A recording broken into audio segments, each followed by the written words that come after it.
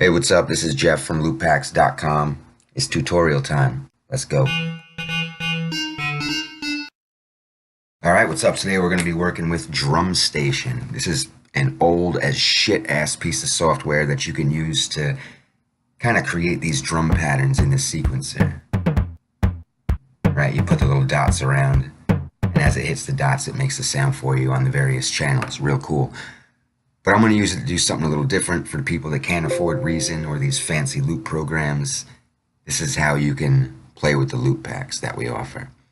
On each channel, you blank it out, you go into the menu, you import a loop, browse. We're going to use the booty house loops. That should be fun. I'm just grabbing whatever random booty loops from the pack. And actually, let me mute these and we'll do them one at a time. Right, there's the little beat going.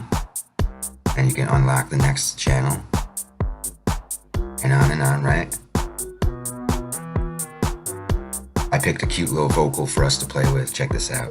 Mini, mini, mini, mo. Which one me want, see me just not know. Wanna see a bend down and touch your toe. Sexy booty gal, them just run the show. Mini.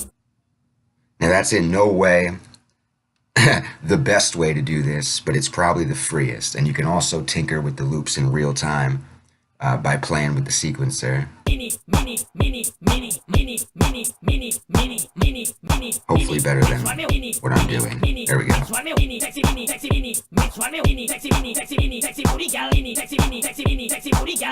And bring in some other channels.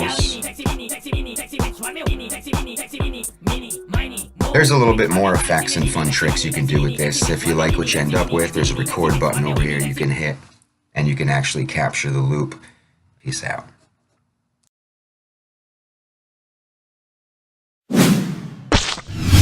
looppacks.com